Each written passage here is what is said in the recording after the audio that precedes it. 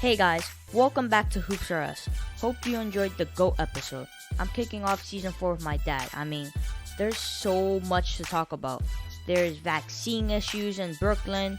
You got a Ben Simmons situation. You also got the Bulls and the Knicks being exciting again. We got the 75 All-NBA team. We got big free agency moves. We also got a new foul rule that is causing some players to struggle. So stay tuned for an awesome episode of Hoops R Us. So glad to be back.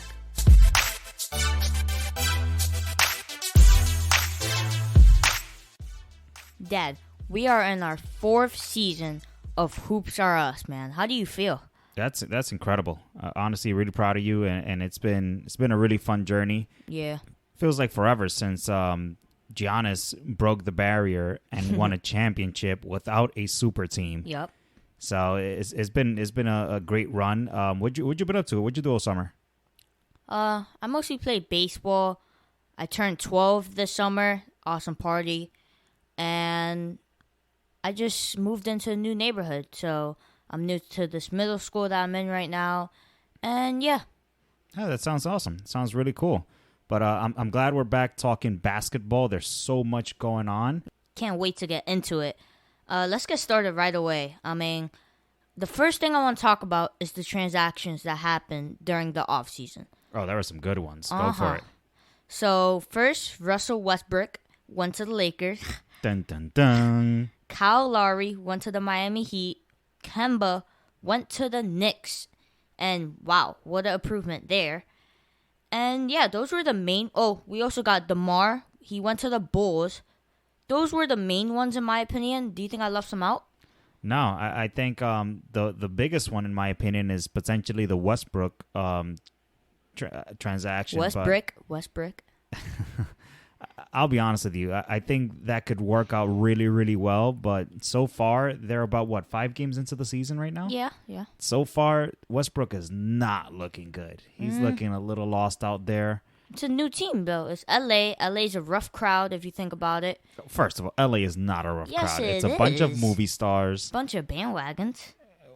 Well, you're one to talk. What? The Warriors are full of bandwagon fans. Oh, my gosh. No, full they're of not. them. That's most of what they have. Huh? No, that's LA right there you just talked about. You're talking about your own team. LA, once again, LA's a rough crowd.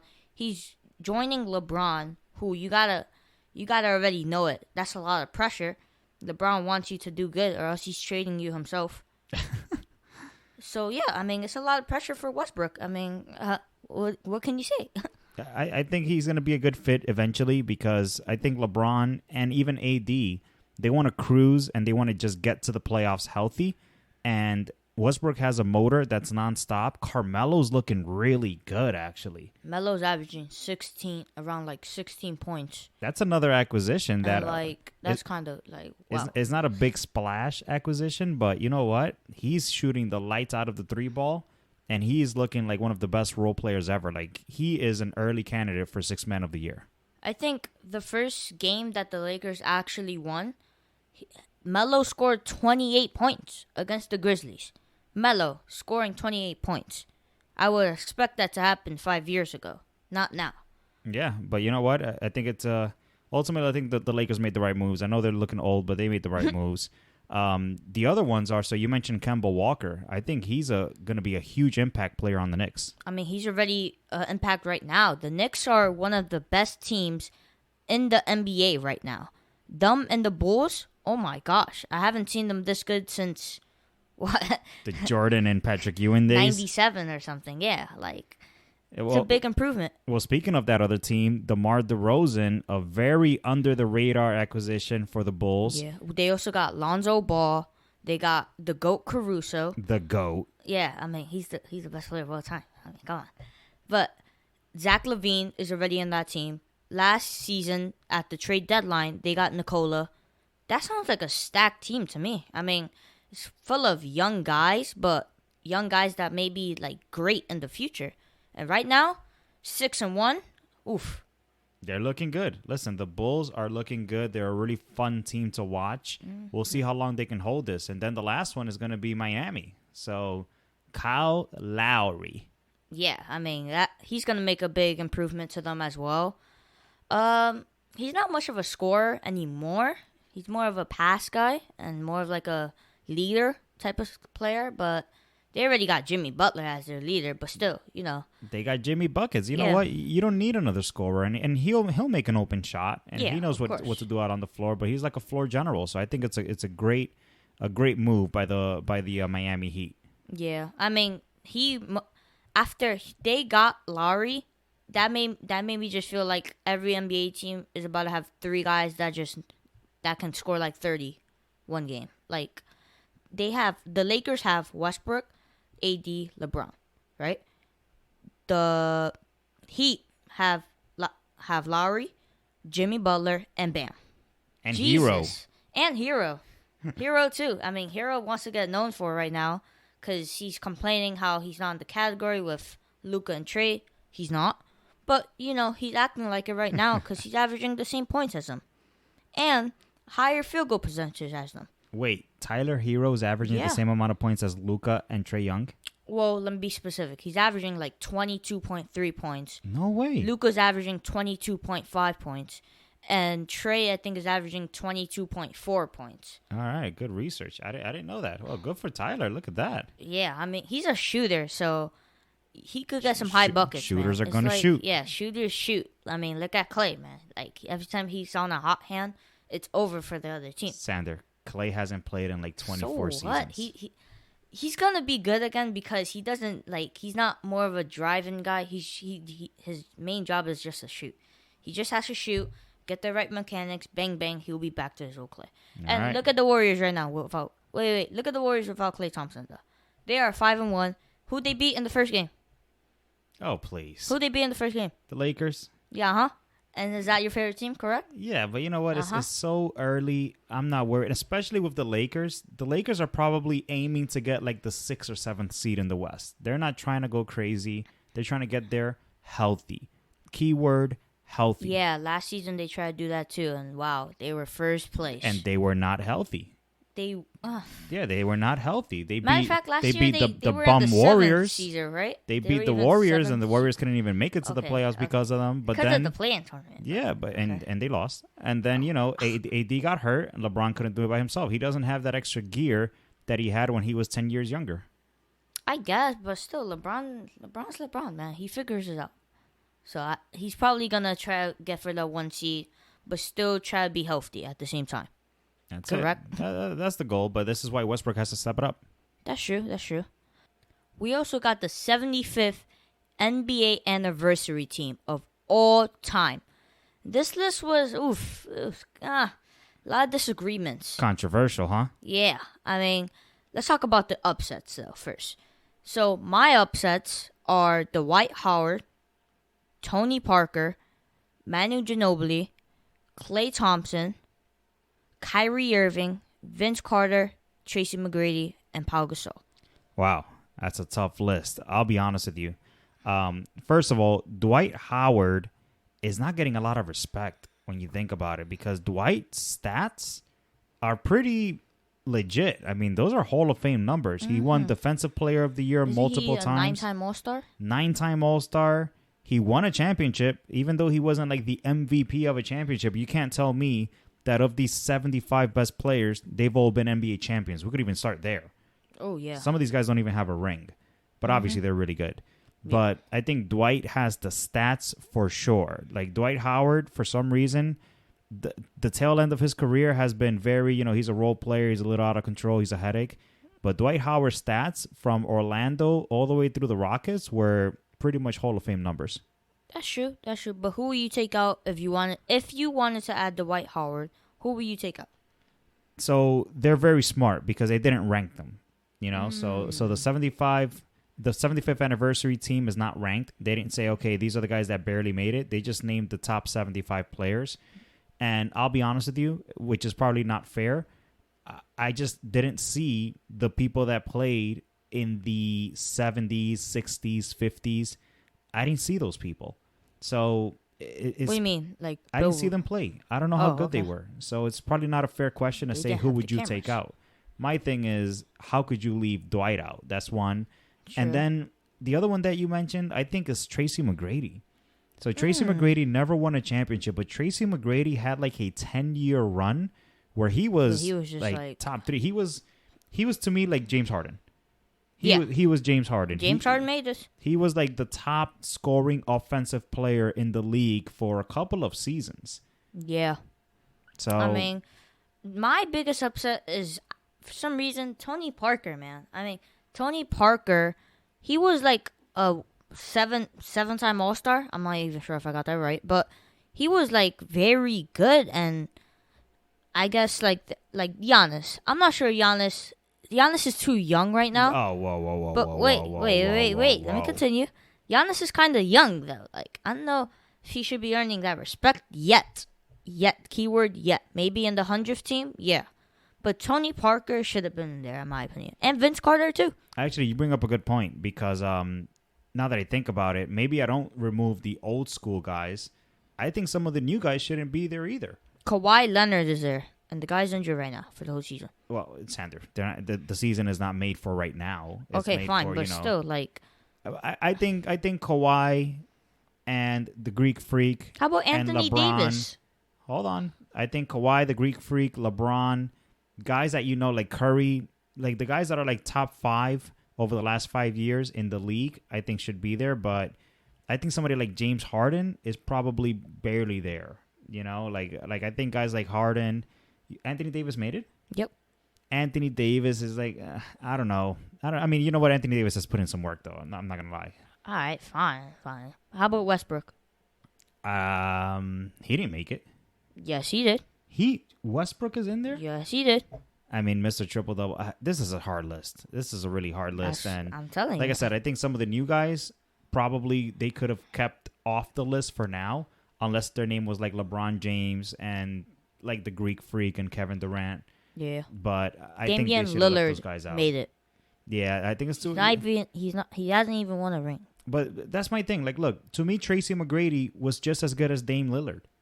True. Like if Dame Lillard stopped playing right now, compared to Tracy McGrady, compared to Vince Carter's entire careers, those guys had a better career. So I don't understand the list. I think those guys are going to be there in the 100th anniversary team. Yeah, but I don't. For sure. What you're basically saying is, if all of those guys stop playing tomorrow, they're the top 75 players of all time, and I think that's wrong for Harden. I think that's wrong for Westbrook. I think that's wrong for all those guys, with the exception of like Kawhi Leonard, Kevin Durant, LeBron James, and the Greek Freak. True. I mean, I'm telling you, I don't think AD is there. I don't think Lillard, like you said, Lillard hasn't won a ring yet, and Tracy McGrady did play in a harder era, if you think about it. That's an opinion, because then if that's the case, then what are we going to do with the guys that play like in the 70s, where everybody was like 6 feet tall? That's true. So that's tough. But I think it's like you said. The question becomes, if Dame Lillard stopped playing basketball tomorrow, if he got, God forbid, like a career-ending injury, is he one of the 75 basketball players to ever play the game? The answer is no. No. Simple as that. It's no. So that's where they got it wrong. So, so I take that back. I would not remove the old school names. I would remove the new school names and give guys the respect that they deserve. Dennis Rodman made it. Oh, Dennis Rodman definitely made it. What? Oh, absolutely. Tracy or Dennis? Vince or Dennis? Dennis. Huh? Dennis. Dennis Rodman.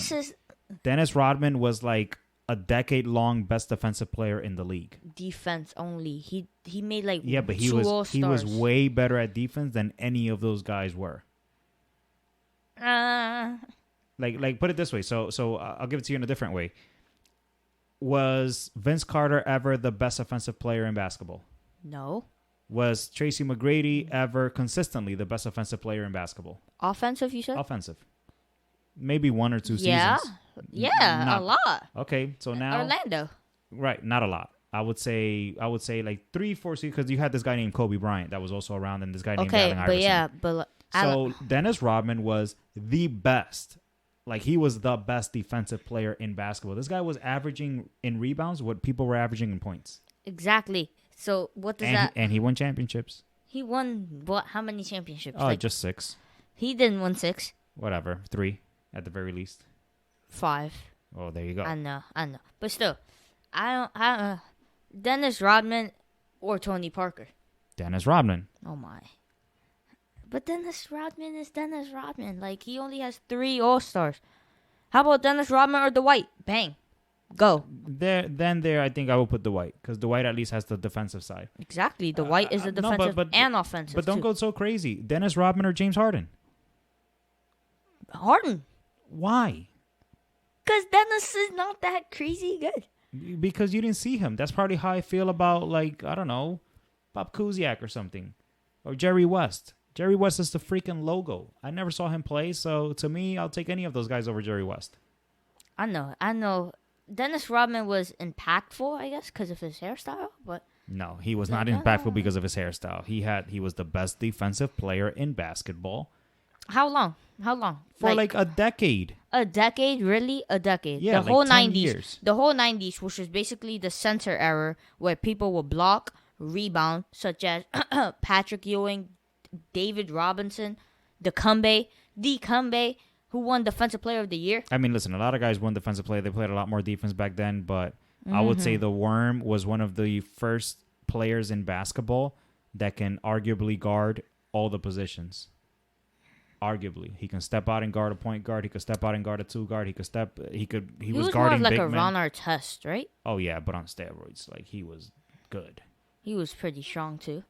Yeah. So I don't know. It's a good conversation though. Definitely some snubs in there, and I think again the current players should not have been there, with the exception of some of the ones that are obvious Hall of Famers right now.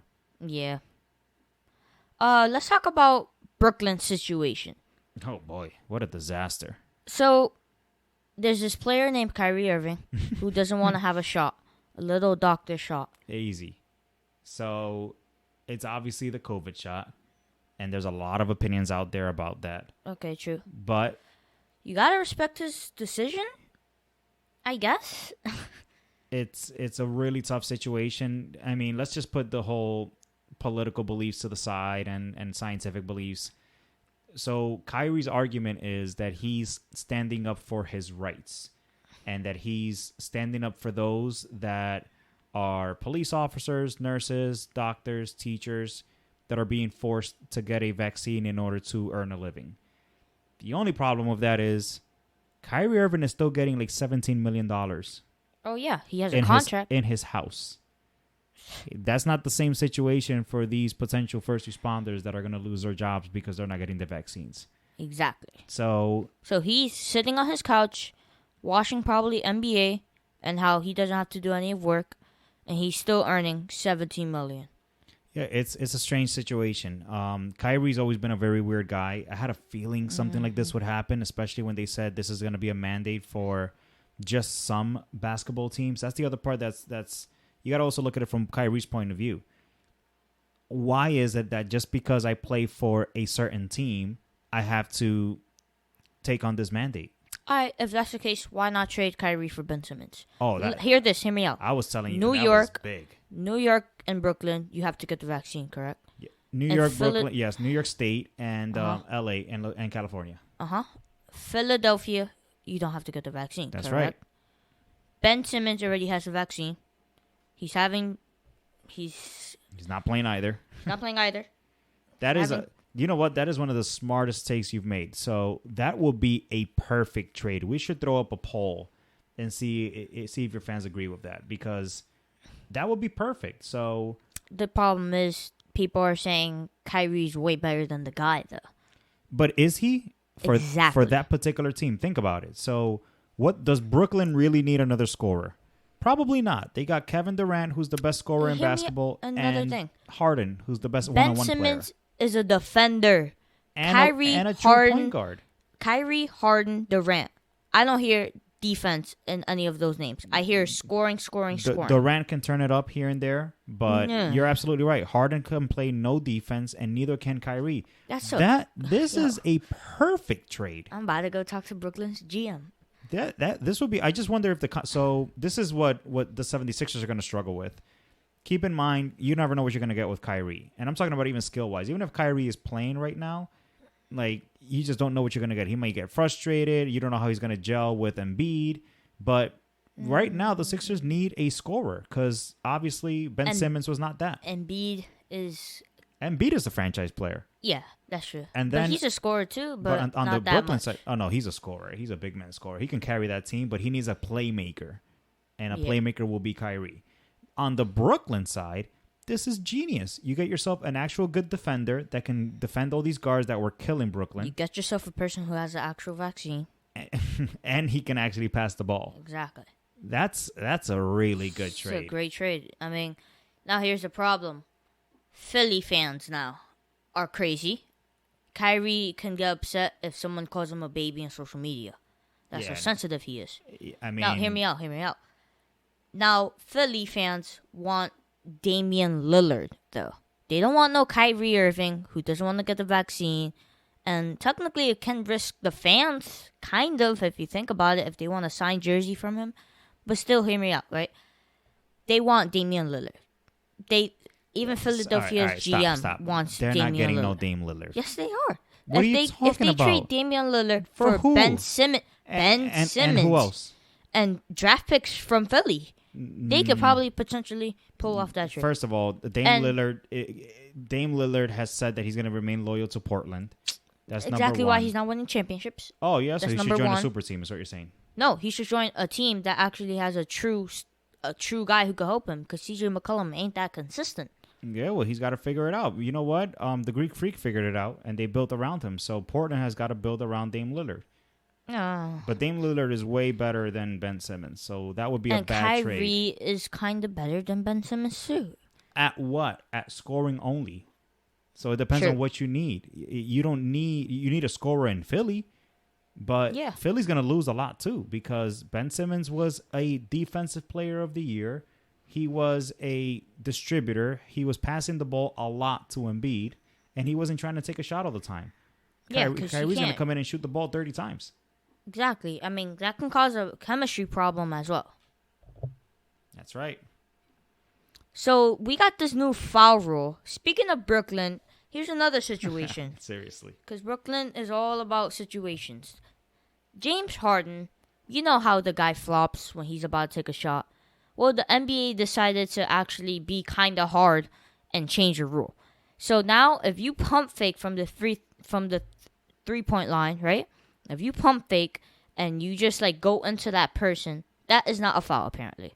It's not. And my boy Curry is struggling. Well, he's not struggling because he's averaging 28 points, but he's not struggling. He used to do it too, and it will help him a lot. Yeah, but you know what? I am so happy. The NBA did this. I am so now. That being said, I feel bad for Harden because sometimes he is getting fouled, even without the whole flop rule or whatever.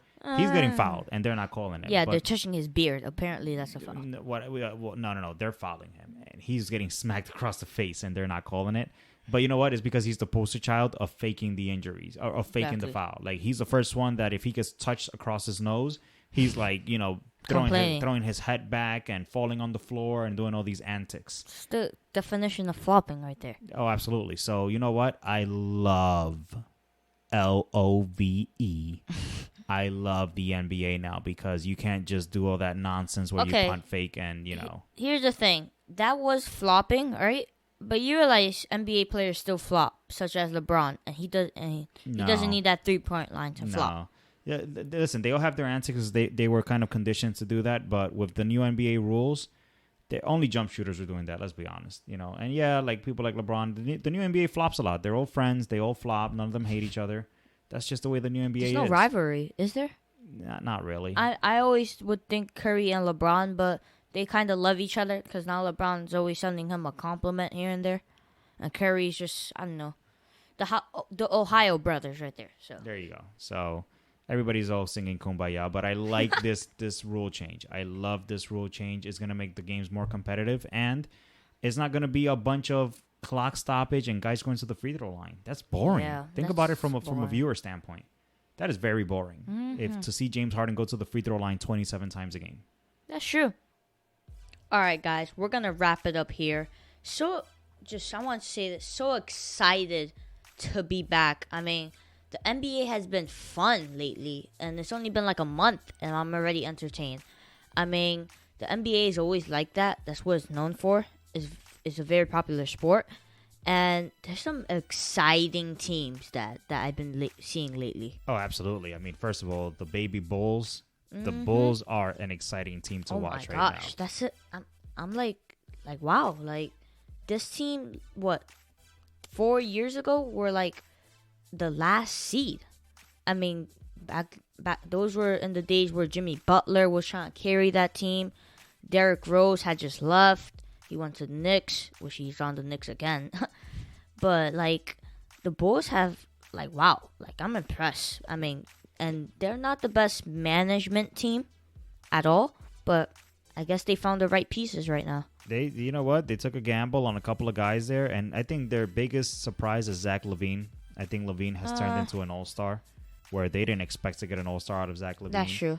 Then suddenly you add a couple more pieces out there. Such as the third best center, in my opinion. That's right. Fourth best center, Nikola Vucevic. I mean, wow. Like, this team is... Then you add Lonzo Ball, who's a true point guard. Put him in a good spot where he can make some change. I'm surprised that he was not picked up by the Pelicans, to be honest with you. I think this is his next win, and this is his chance to really prove himself. Yeah, I mean, the Lakers doubted him. If you think about it, that's your team, correct? I didn't say they doubted him. They traded him for freaking Anthony Davis. That's true. Like, we got a championship. So, hey. But there's that. There's also his little brother. Oh, my gosh. LaMelo Ball is averaging like 30. Stop. Like, the guy's averaging 30 points, looking like the MVP. There's not an overreaction. He's looking like an MVP, though. Like, he's going off, man. I'm impressed by him. That's exciting. I mean, once again, like we said in our last episode, his dad always said he can handle the spotlight and stuff. The other brothers, middle one, he can't even join the team. Lonzo, he's finally good again. Lonzo found himself, back in his prime, in my opinion. But like LaMelo Ball, like he just turned to like a star like that. That's right, and he's definitely as confident as they come. So kudos to him. And then your Warriors, the Warriors are looking let's go, real baby. good. Let's go, man. You already know. That's the vibe. Curry going off 28 points. Woo, god dang. And Jordan Poole, man, that's like the third splash bro right there. Jordan Poole. Oh, so Wiggins is not part of the family? Nah, Wiggins is more of like he's a solid guy. Wiggins can play good defense. Like I watched his game. He could play good defense now. Better defense than when he was in the Timberwolves. But he could play, like, very consistent defense. All right. Well, that being said, I also want to take a quick moment to just send our condolences to the Johnson family. So, Ernie Johnson's son, who's named Michael, had a lot of health issues growing up. But he was adopted by Ernie Johnson. So, for those that don't know, Ernie Johnson is one of the hosts of Inside the NBA on TNT. And over the weekend on Friday, his son Michael Johnson passed away. He was at the age of 33, and he was obviously a huge influence and a huge inspiration to a lot of people just in the way that he carried himself and the things that he was able to accomplish. So our condolences to the Johnson family, and thank you to Ernie Johnson for sharing his story and his son's journey with us over the last 30 years. Ernie Johnson is very strong. Absolutely. He's gone through his own challenges and his own obstacles and battles. And this is obviously a sad moment for his family. All right, guys. Thank you for listening to Hoops Are Us. So glad to be back. Follow us on social media, Instagram, Twitter, hoops_are us. Thank you, guys. See ya. Peace.